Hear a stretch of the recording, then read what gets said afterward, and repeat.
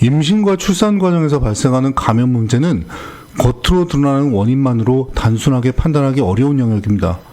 특히 이러한 감염이 태아에게 영향을 미쳐 이후 신경학적 손상이나 장애로 이어지는 경우라면 그 원인을 보다 입체적이고 구조적으로 이해하실 필요가 있습니다. 단순히 외부에서 균이 들어왔다는 사실만으로 결과를 설명하기에는 실제 인체에서 일어나는 과정이 훨씬 복잡하기 때문입니다. 우선 감염이라는 것은 단순히 외부에서 세균이나 병원체가 유입되는 사건으로 끝나지 않습니다.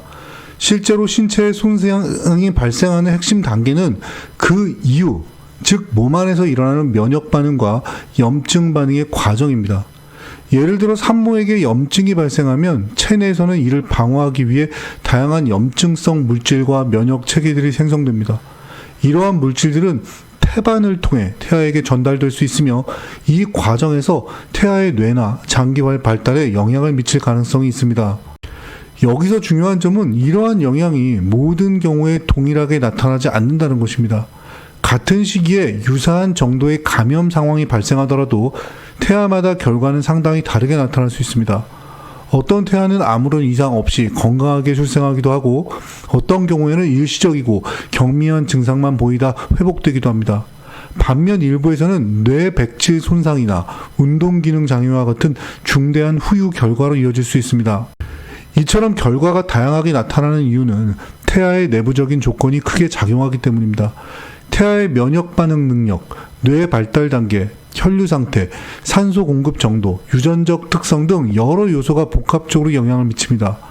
즉 외부에서 동일한 자극이 주어지더라도 그 자극을 받아들이고 반응하는 방식은 각 태아마다 다르며 바로 이 차이가 결과의 차이를 만들어냅니다. 따라서 감염으로 인한 손상을 이해할 때는 외부 요인이 있었는가라는 단편적인 기준보다는 그 이후 신체 내부에서 어떤 반응 과정이 진행되었는지를 중심으로 보셔야 합니다. 실제 손상은 외부 자극 그 자체보다는 그 자극에 대한 생체 반응 과정에서 형성되기 때문입니다.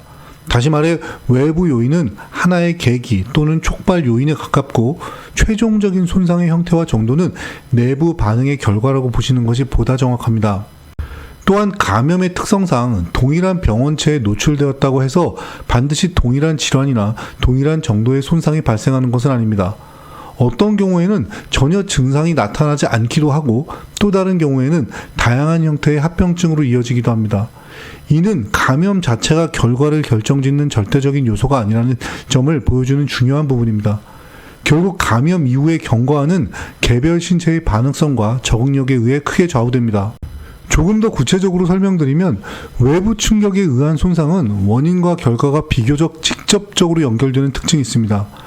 예를 들어 물리적인 충격은 가해지는 순간 바로 조직 손상으로 이어지는 경우가 많습니다. 반면 감염은 일정한 시간 경과를 두고 진행되며 그 사이에 염증 반응, 면역 반응, 세포 손상, 회복 또는 악화의 과정이 복합적으로 얽히게 됩니다. 이처럼 단계적이고 반응적인 과정을 거친다는 점에서 감염으로 인한 손상은 본질적으로 다른 양상을 보입니다.